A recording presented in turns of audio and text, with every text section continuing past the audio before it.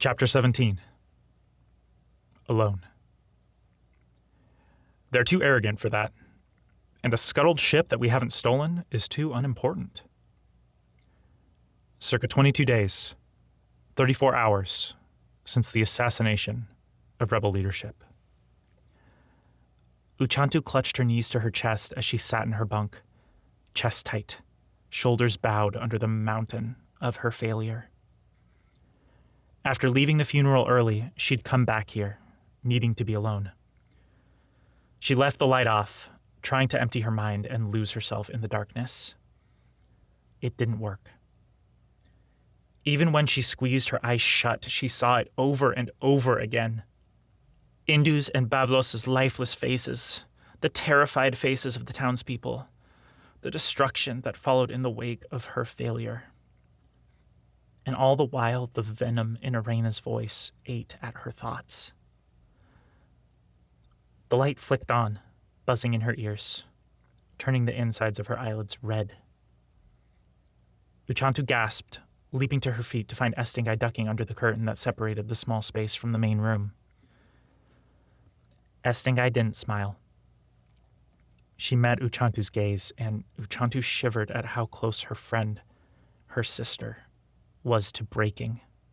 Uchantu wet her lips, but couldn't find any words. When Estingai sat down next to her, taking her hand, Uchantu cocked her head, but sat down and squeezed Estingai's hand. As inviting as the silence was, Uchantu knew it would only make things worse. "I'm still not used to that," she said. "People sneaking up on me. I'm always used to having Karuxi or you to know when someone is coming, or something like that." Estingai nodded, eyes downcast. Uchantu bit her lip. "How was the funeral?" Estingai shrugged. "The usual. Mariatla listed the names. Everyone said something about those they'd lost. Kyatirna sang Light of Dark Side." Uchantu nodded. "I heard that." The echoes of Kyatirna's unaccompanied voice filling the stone halls had sent shivers down her spine even as it tugged at her heart. The night is all we see, a world of frozen beauty. Mirskane and the stars are all we have in this world where light is not. O light of dark side, guide us through the night. Your glow gives us hope and brings us light. In the endless winter, your myriad colors dance and twist, give us light in the darkness. The snow and ice, they whisper low of those who've left, who've had to go. Past the veil to the dark beyond, our hearts are heavy and burdened weep. O light of dark side, guide us through the night. Your glow gives us hope and brings us light. In the endless winter, your myriad colors dance and twist and give us light in the darkness. We remember those who've passed on by, their memories etched in our hearts we cannot deny. Their voices, their touch seem like a dream, dreams of light that keep us warm. O light of dark side, guide us through the night. Your glow gives us hope and brings us light. In the endless winter, your myriad colors dance and twist, give us light in the darkness. Uchantu was used to the Kisuri version, but even translated, it was beautiful. "A few of the pilots are flying the bodies out to sea," Estingai said. "Luhuta and Adendo are with them." She sighed. "At least we had bodies this time." Estingai's voice broke, and Uchantu squeezed her hand. Out of the corner of her eye, she saw Estingai's jaw tighten. The older woman took a deep breath, then looked to her. "Why did you leave?" Uchantu's throat grew tight, quivering when she opened her mouth. "I couldn't bear it. I felt like everyone was blaming me." Estingai's fingers tightened around hers to the point of pain. Her voice was quiet, but firm. "You did nothing wrong. The way I hear it, Estingai said, taking a deep breath. Everyone is blaming me. It's a power play for me to scare Iron Peak over to my side. Uchantu shook her head. It's not your fault, but it is mine. I didn't do enough to prep my team and make them trust each other. She frowned, turning her gaze to the floor. I don't think I trusted them enough, either. And I should have given you more prep time. Darkness, I should have gone with you. Uchantu shook her head, looking to Estingai. Your leg, she cut off as Estingai threw her a flat look. That's what I said to Mariatla. She didn't let me get away with it, and she's right.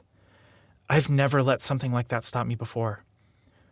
Aite didn't let losing an arm stop him. Uchantu nodded, then studied Estingai. She wet her lips, hesitant. Why not, then? Why didn't you go? Estingai's jaw twitched, and she looked away. She tugged a bit at her hand, but Uchantu didn't let go. That made Estingai squeeze it harder. I was afraid. The last 2 times I went out, I was the only one that came back alive. I couldn't let that happen with anyone else. Especially you. I know what that feels like, too. So does Karuxi. You haven't heard anything from him, have you? Estingai shook her head. It would get picked up by our monitors. I'm sure he'll be okay, though. I'm not worried about his physical safety. Uchantu nodded even as her stomach twisted at what Karuxi might be going through, and quiet stretched between them.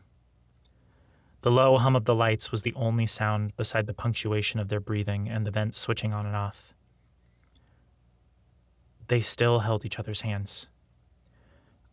When Alicia and the rest of your family... Uchantu looked up as Estingai's voice broke. When they... Estingai began again, then shook her head. She took a deep breath, then looked to Uchantu. How did you get past it?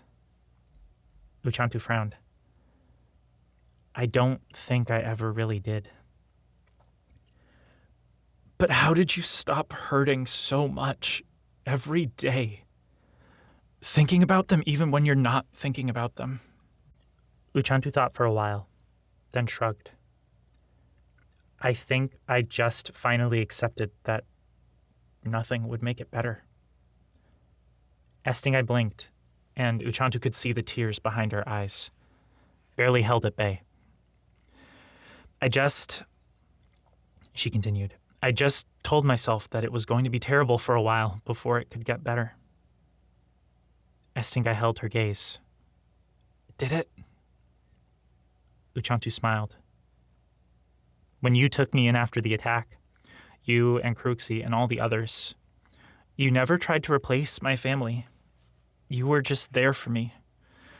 Losing everyone and leaving my home for this big, unknown world was terrifying, nearly unbearable, but... She shrugged. You gave me a family again. Estingai nodded, then sat in silence for a while before speaking again. That sounds a lot better than how I got over my family. I tried hating them at first, then pitying them. My birth parents, the cult, I know it sounds terrible, but they weren't that hard to get over. Kojitere, though, her and Aite and Sula and Svamaku. I was a messed up little girl living on the streets who stole from them, and they chose me. The raw emotion in Estingai's voice squeezed Uchantu's heart. How do you get over that? Estingai's voice broke again. How do you... She cut off, mouth working, but no words came out. Uchantu found her eyes hot, throat tight. How do you get over that? Can you?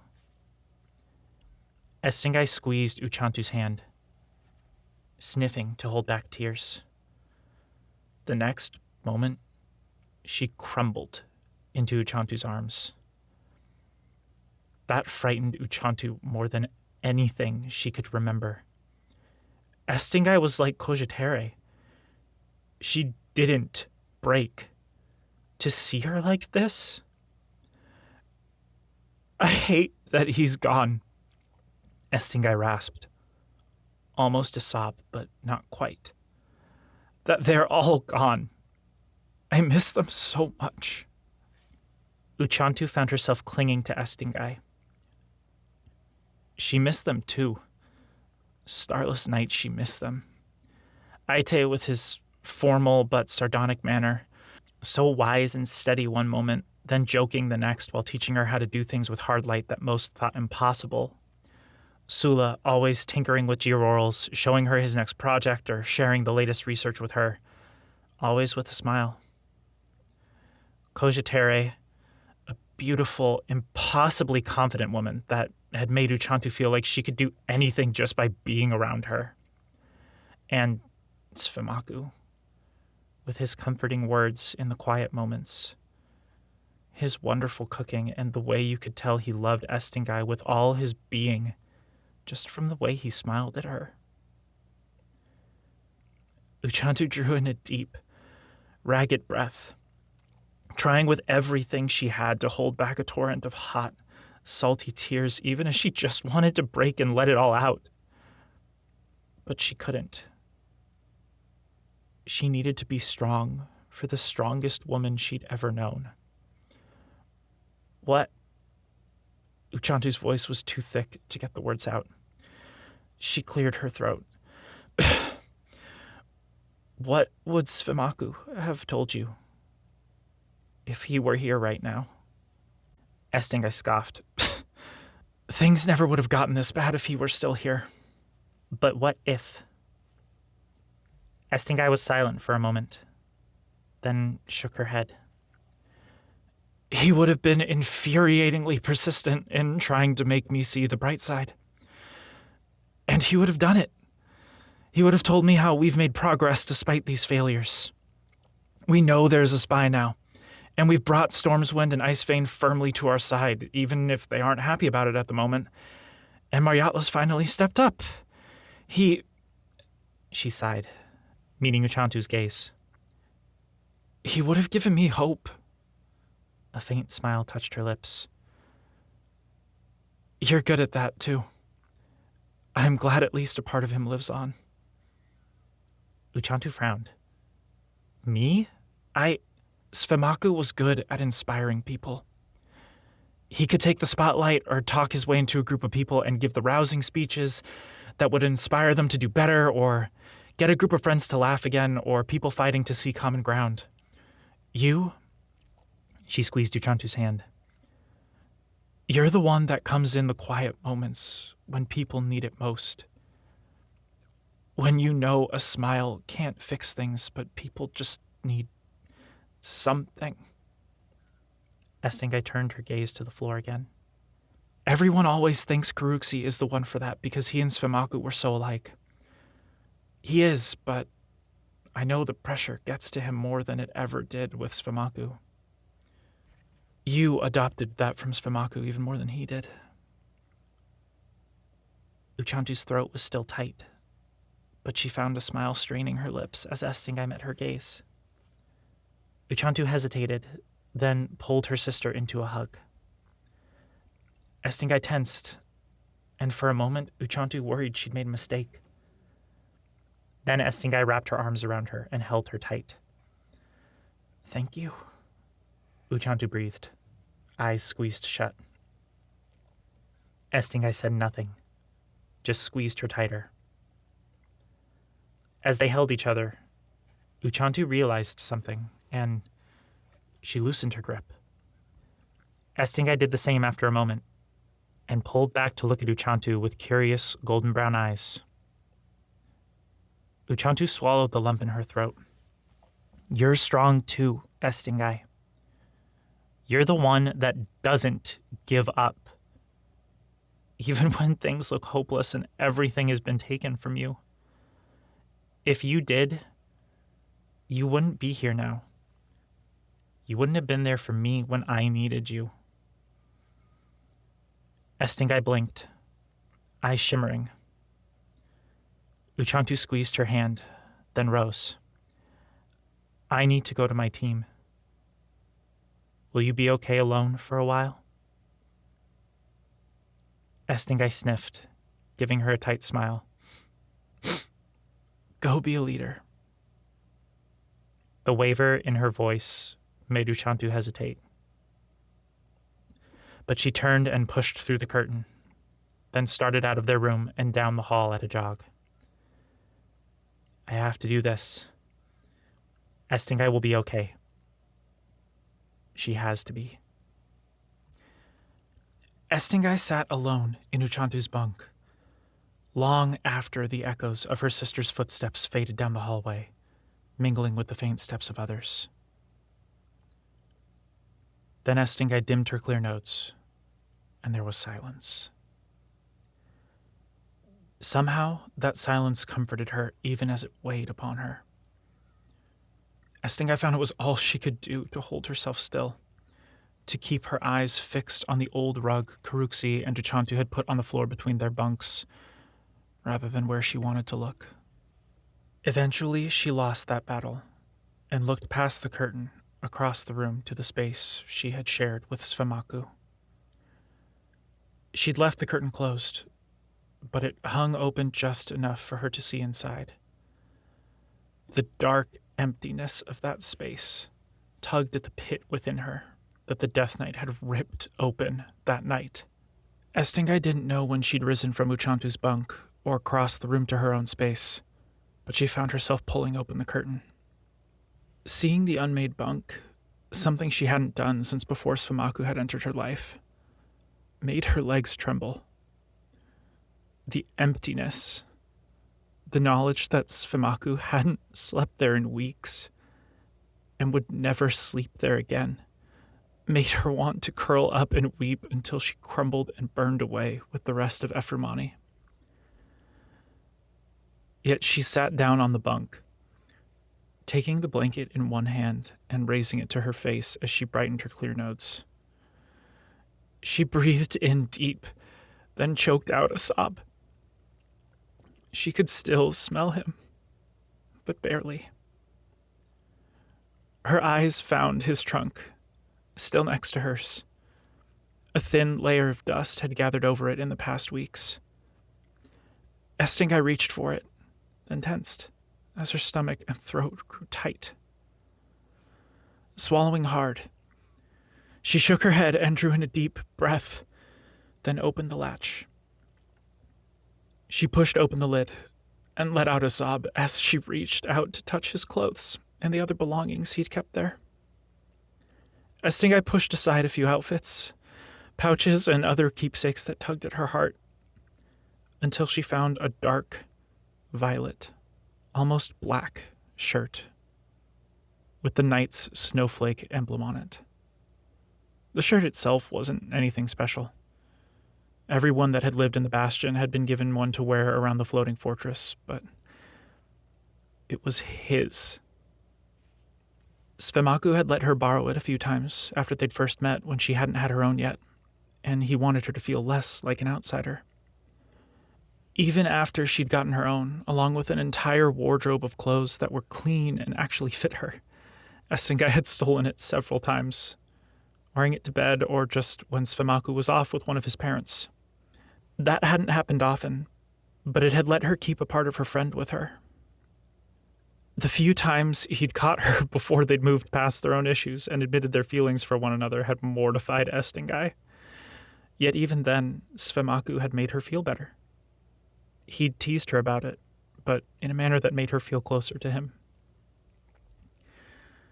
She held it up and breathed in deep, shuddering, eyes hot with tears as it filled her senses with him. She brightened her clear notes, breathing in deep once more, then rose, stripping out of her armor and uniform. She couldn't get the garments off fast enough, throwing them into the corner of the little room.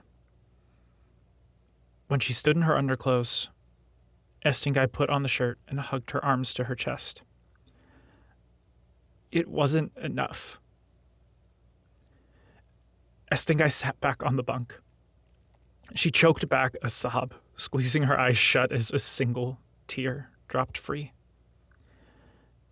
Its path down her cheek left a trail of fire in its wake. Estingai sniffed, trying to keep any more from falling free. Then she looked toward the trunk again and saw a glint of something that had been under the shirt. Chest tight, Estingai leaned forward, moving the other clothing out of the way. She sobbed as she took the handle of the pan she'd made him so many years ago and held it up. She'd seen how much Sfemaku loved to cook and had fallen for him the first time he'd cooked for her. So she'd made him a pan with geoaural heating that needed no stove, just aurora light. As she turned the pan over in her hand, another tear burned down her face. He'd used the pan almost every day of his life since she'd given it to him. But it was still in incredible condition despite the few inevitable signs of wear and tear, like the coloring of the metal. Estingai hugged the pan to her chest, then saw what had lain beneath it. A bundle of old letters strapped to a notebook. He didn't. Estingai held the pan under her arm as she reached for the stack of envelopes and slipped one free of the frayed string that bound them. As she opened the first, reading its contents, Estingai's throat grew tight. She clasped a hand over her mouth as another tear slipped free, barely choking back a sob as she read the next one. Then the next. He kept all of them. The letters she'd written when they were apart, and even the little notes she'd left in their room for him when their schedules didn't line up. Estingai couldn't hold back the sob this time. Eyes hot with tears, she looked down at the bunk, reaching down to run a hand over it. She curled her fingers around the empty sheets, desperate. Estingai knew she shouldn't, but I need him. She slipped under the sheets and lay down on her back, holding the pan and the letters and the notebook close to her chest. Estingai took a deep breath, and Sfemaku's scent filled her head. She thought back to the night before they'd left with Raima, the last time she'd had a moment alone with her husband, then brightened her orange notes.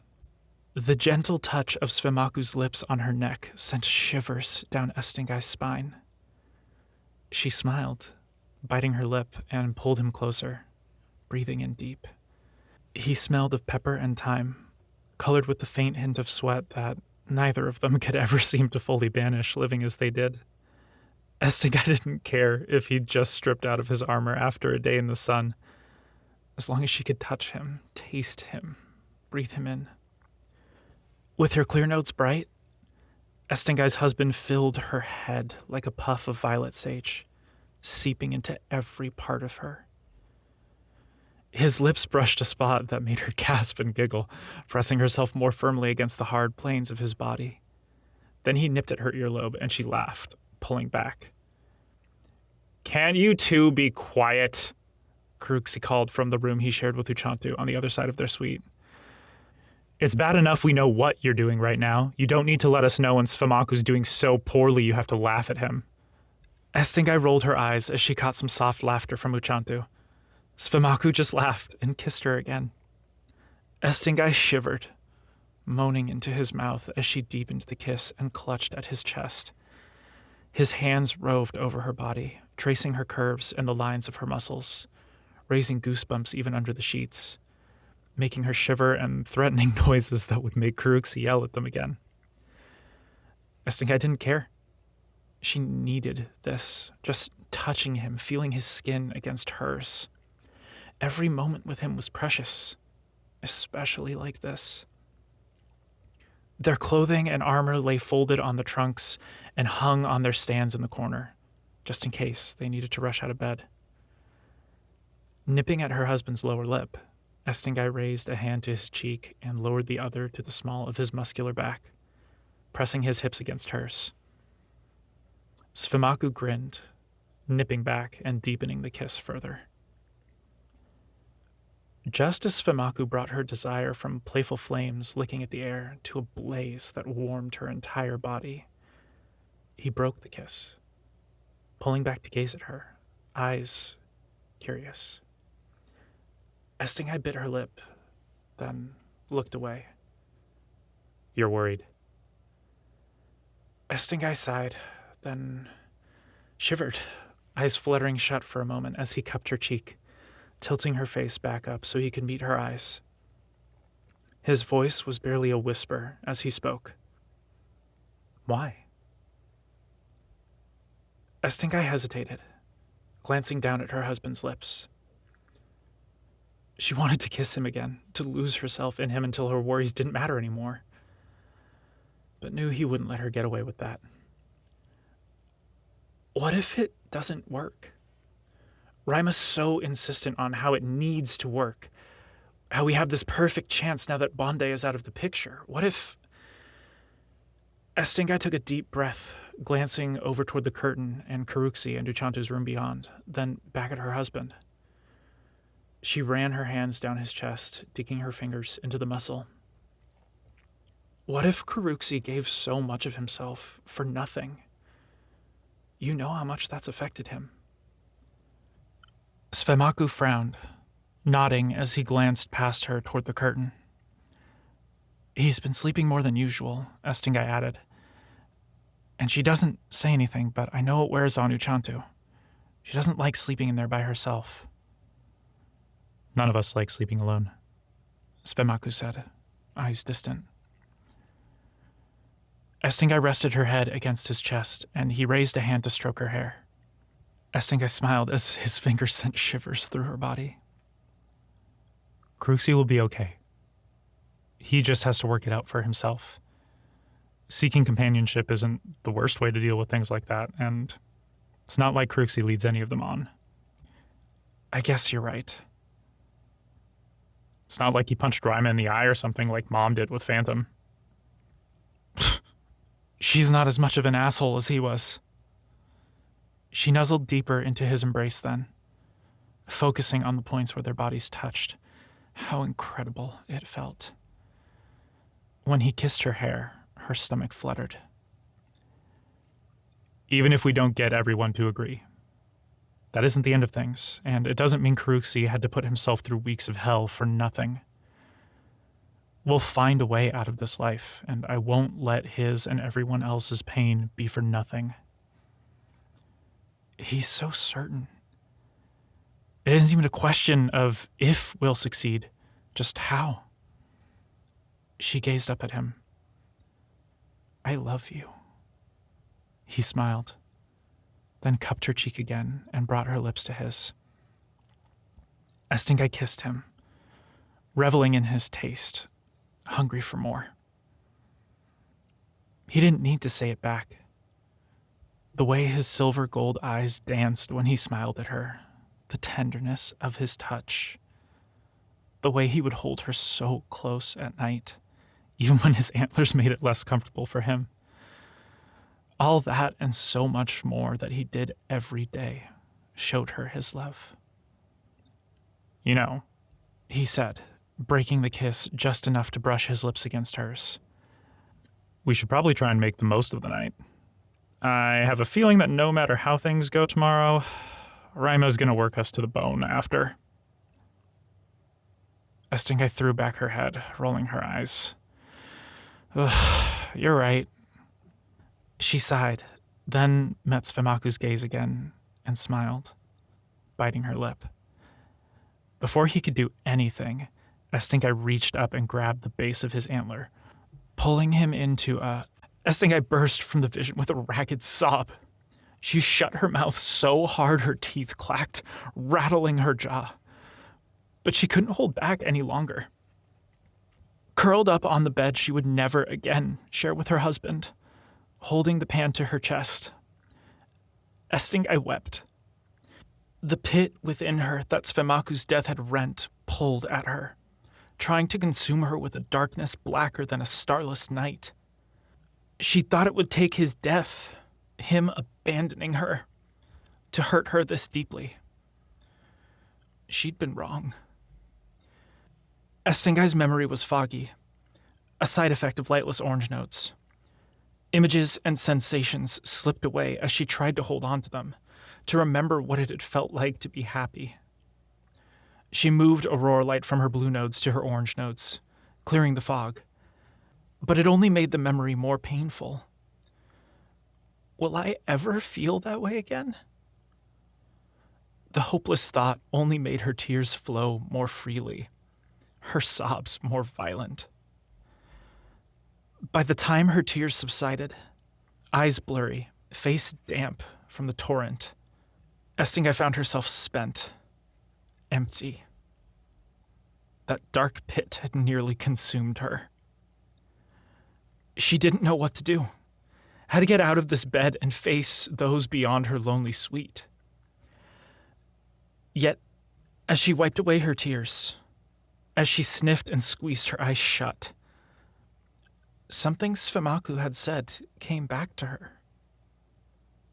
It stayed when everything else slipped away. Even if we don't get everyone to agree, that isn't the end of things. And it doesn't mean Karuxi had to put himself through weeks of hell for nothing. We'll find a way out of this life, and I won't let his and everyone else's pain be for nothing. Estingai drew in a deep, shuddering breath. I can't let it be for nothing. Something blossomed in her. Something warm. Not the same warmth Sfemaku had been able to bring her, but something strong. Estingai opened her eyes, clutching the pan tight. I need to make it worth it. I need to keep my husband alive in some way, even if only I know it. Estingai pushed herself upright, then rose from her bed. I've been here before. She'd made the same decision back in Ghost Mine, when the Lightforged had been about to kill her. She'd survived in that moment, but hadn't taken things any further. Because of that, she'd ended up here, weeping alone in her failure. I have to help them. She'd held herself back these past weeks, distracting herself with attempts at escape and menial tasks she couldn't screw up. The time for that was past. She couldn't just pick herself up this time. She needed to move forward, to become someone that wouldn't get knocked down so hard by moments like this. Estingai set down the pan on top of Sfemaku's chest. He didn't abandon me. He left, but that wasn't his choice. I won't abandon his vision. She made her bed, then folded her clothing and fished a replacement uniform out of her trunk. She almost took off the shirt, but hesitated, her fingers at the hem. She could allow herself this. She needed his strength. Keeping the shirt on, oversized as it was, Estingai dressed, then shrugged into her armored coat and tugged on her pants.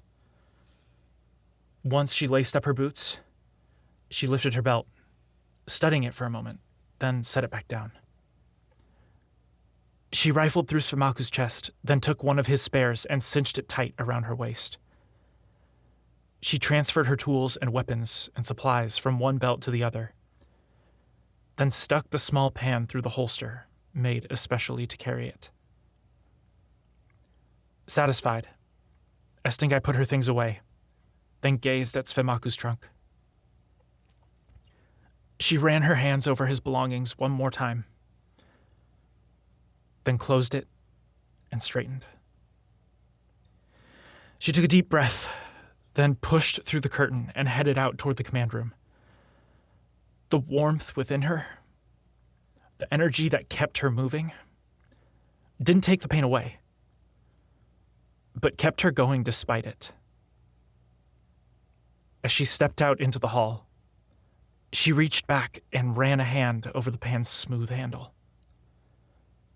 Thank you. A barely organized chaos had consumed Last Shadow.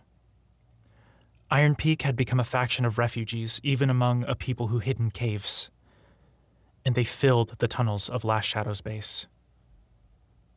The echo of their footsteps and muted conversation through the stone halls, even with the dampening cloths, was a constant buzz. Karuxi had dimmed his clear nodes below their resting brightness a while ago. Pausing as he handed out water skins and spare rolls of blankets, Karuxi wiped the sweat from his brow. It wasn't hard work, but the flow of people, while slow, seemed endless. He'd been on his feet for hours as they trickled in through Last Shadow's various entry points, bottlenecking farther up the tunnels, closer to the entrances. Transports and speeders brought some, though those were mostly used for resources. Most walked, making their way across Atonga's rocky wastelands while they baked in the sun, and traveling in small groups to avoid detection. From what he'd heard, many still hid outside under rocky outcrops or in various crags and canyons near the base of the mountains, waiting for Imaya patrols to cease. Whatever Estingai and Uchantu had done, it had rattled the hornet's nest, and most people agreed with Pais and Anorak's assessments that Estingai's actions would lead them to ruin, just as Questrima's had. Most weren't angry, just scared or wondering why the last knight would do this. Some wondered if it was what they deserved for putting stock in one of Questrima's knights after the goddess had broken the world. Others wondered if this really was a mistake. Karuxi took a deep breath and forced a sympathetic smile as he handed water and supplies to an Atari couple and their child as they came up to him. The closer man smiled, taking the blankets, while the other, his face even redder than most Natari, drank greedily before passing the skin to their daughter, who glanced at Karuxi with wide eyes.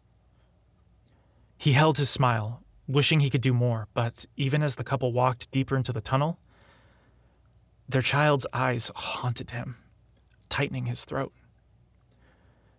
He'd seen that same confusion far too many times. You helped her as much as you can for right now. Worry about that later. As Karuxi helped the next group of people, he thought about finding that couple and having Nomlana play his mandolin for her, or maybe he could conjure some dark light for the girl to bounce things off of. The more people that came, the more Karuxi wanted to help. The knowledge that he couldn't reach out to all of them individually weighed on him. It grew harder and harder to smile. How did Sfemaku do it? His brother had always seemed to know how to help people, individuals and groups, even better than his Uncle Sula had. Did he ever have to deal with this many? Or such a hopeless situation? Karuxi sighed. It didn't matter. Sfemaku would have found a way. Karuxi had offered to help in whatever way he could, and though the pain in people's eyes as they passed tightened his chest, the smiles and gratitude they showed from the simple gift of blankets and water, they helped. Is that how he did it? Did he look for those smiles and remember them instead of the pain? It was something he could try, at least. When the stream of people slowed, following the ebb and flow he'd come to expect over the past day, Karuxi looked across the tunnel to his friends. They had positioned themselves at one of the places where a few of the tunnels from outside met before continuing on to the larger caves within Last Shadow's base. Nomlana and Lasanda stood a short distance away near their own piles of water skins and folded or rolled up blankets, and a few of Karuxi's friends from Iron Peak waited both closer to the entrances and deeper within the base, directing their people as they entered their new home. As the stream started up again, Karuxi tried to focus on the smiles and the kind words to keep himself going. He answered questions when asked and prodded when given the opportunity. Most of Iron Peak had reached Last Shadow, it seemed. Kitai had people recording the actual numbers, and Kruxi's friends deeper in the base would help with that as they directed people. But those he spoke to estimated anywhere from a sixth to a quarter of their numbers still trekked across the desert, and the ships still traveled back and forth as frequently as they could, transporting resources. Kruxi knew that process would take a while. They rarely used vehicles to transport anything directly from one base to another. That'd be too risky. They used 3 or 4 supply dumps, sometimes getting the resources in and out of each base on foot, before loading them into vehicles at nondescript locations. As Kruxi pointed a group of siblings deeper into the base, he noticed some irregular movement in his line of people. He turned back to see 2 men and a woman pushing their way through the line toward him, expressions dark. They wore their masks at their hips, so he didn't know their names, and he didn't recognize them either. He brightened his clear nodes again and his yellow nodes for luck, just in case. Then primed his amber and gray nodes. "Hey," the woman, an Atari with vertical stripes up her jawline, snapped. "You're Kruxi, right?" Kruxi showed her and her companions a pleasant smile. "Yes. You'll have to get back in line, though. We want to make sure we account for—" "You're the one responsible for all of this, then," the other woman, a Samyati with a short crown of antlers and an aquamarine gem crest, said, raising her voice. Kruxi kept his expression neutral. "You mean for making sure you and your people have water and blankets when they get here? And familiar faces to help get them settled?" The third one, a bulky Samyati with a sunstone gem crest, pushed forward, and Kruxi had to actively restrain himself from punching the man just below the sternum to knock the wind out of him. He brightened his amber nodes just enough to make sure the man wouldn't actually harm him, then stepped backward with the man's shove, dimming his amber nodes again. "Don't get cute with us," he rumbled. "You're the one responsible for this mess. You and Estingai. It's your fault we all had to leave our home." A few murmurs of agreement from the people they'd cut in front of reached Kruxi's ears, and he clenched his jaw. "I had nothing to do with what happened at Memposo. If I'd been there, things probably would have gone better, but I wasn't. So now I'm just trying to help the best I can.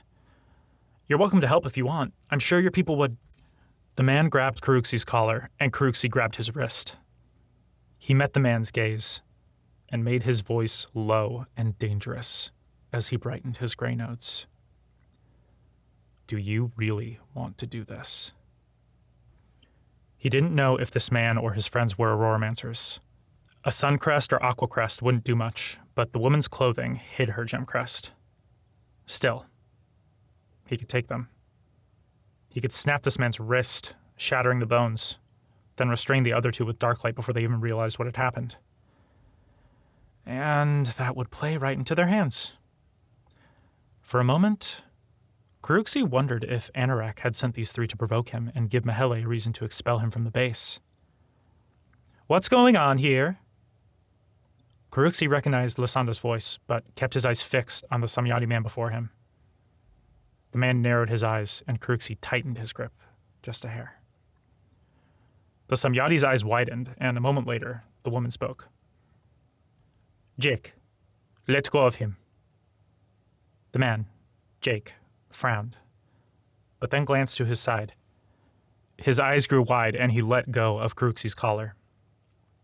Kruxi held on a moment longer, squeezing just a bit, before he let the man go and stepped back. Jake retreated, clutching that wrist with his other hand, and Kruxi followed his and his companion's gazes over his shoulder. Lysanda, Nomlana, and a few of Kruxi's friends from Iron Peak stood behind him, faces grim. Kruxi shot Lysanda a smile, but she didn't return it. Kruxi frowned at that, but looked back to his 3 would-be assailants.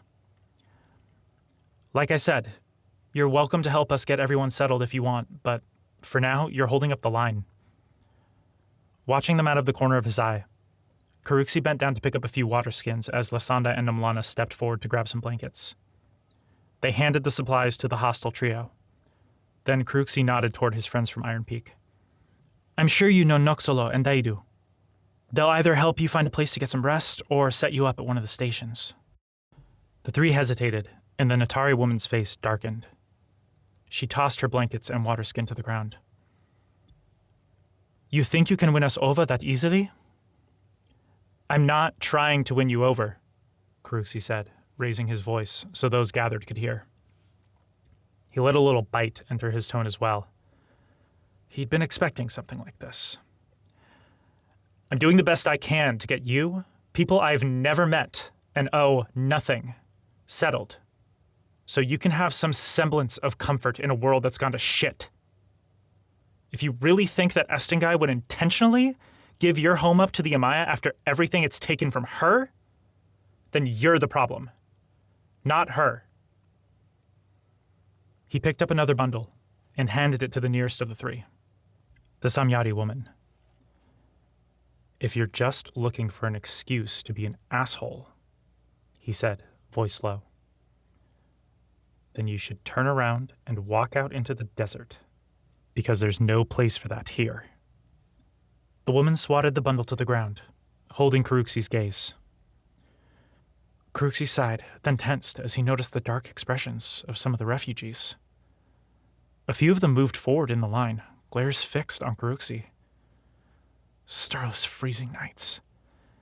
If he struck first, he could make sure this ended quickly and without any serious injury, but that would play into their hand. If he waited for them to move, either way, this is bad. What's going on here? Karuxi blinked at Kitai's voice, straightening as he turned to face her. He'd been so focused on those before him that he hadn't picked up her footsteps. I'm getting sloppy. Kitai frowned as she took in the scene. Why has the line stopped? As Kitai came up next to Karuxi, he put a smile on and gestured to the instigators. These three just wanted to know how they could help their friends get settled. Their interest attracted a few more volunteers who just couldn't wait to help out. Kitai raised an eyebrow, then narrowed her eyes as she looked toward the trio and the others who had stepped out of line. Karuxi doubted anyone from Iron Peak recognized her, but the neat, more formal jacket and pants, and the way she carried herself, made plain she was someone with authority. And those who had been ready to fight a moment ago now appeared far more uncertain. Last Shadow welcomes any and all volunteers in helping everyone get settled, she said, raising her voice. And I'm sure your people will be grateful that you chose to assist them even after your long journey here. She smiled then, looking to Karuxi, then back to the trio and lines of Iron Peak refugees, and put a hand on his shoulder. You should consider yourselves lucky. One of the last two Aurora-born fighting against the Amaya chose to come help you all personally. If the Amaya finds any of your people still on their way here, I know he would be the first to race to defend them. He came to Last Shadow because he knew we needed help, and has become a valued asset. Kitai stressed her last few words for all to hear before turning back to Karuxi and smiling. Let me know if any more volunteers come forward. Karuxi nodded, smiling, then caught her arm as she turned away. She cocked her head, raising an eyebrow. Thank you. I'll send someone if we need anything else. Kitai nodded, then walked back down the tunnel toward the main part of the base. The trio followed soon after, and Karuxi and his friends took their places once more. He caught Lysanda's gaze as she passed him, raising an eyebrow, and though she said nothing, he got the impression he needed to talk with her later. 134 minutes later, when the lines finally slowed to a trickle and their replacements came to relieve them, Karuxi found his way over to Namlana and Lysanda as they headed back toward their room. Thanks for backing me up earlier, he said, smiling. I don't know... Stop. Karuxi blinked, stopping to study his two friends. Before he could ask what was wrong, Lysanda spoke up again. This isn't going to work anymore, Karuxi. What do you mean? Lysanda frowned, glancing back toward the tunnels, then stepped in close, lowering her voice. We backed you up because we don't want you dead or exiled, she hissed. But we know you haven't been telling the truth. Rushing to talk to Mahele earlier, and that little exchange with Kitai? You're not just here to get away from Estingai, and we've had enough of the lies. Perke. He'd waited too long. The hurt in Lysanda's eyes hit him like a punch to the gut. I should have read you in from the beginning. I don't care if you're sorry. I don't know why you really came here or why you felt you had to keep it from me. I just don't want to have anything to do with your secrets. She held his gaze for a moment, then took a deep breath and shook her head, turning away. Just find somewhere else to sleep for a while. Karuxi frowned, then looked to Nomlana. Lysandra's cousin held that same hurt in his eyes, though with a bit more anger. He turned away without a word and slung an arm around Lysandra's shoulders as they headed back toward their rooms, leaving Karuxi alone as Iron Peak refugees trickled past. As he stood there, looking after them, Karuxi realized he had no idea what to do.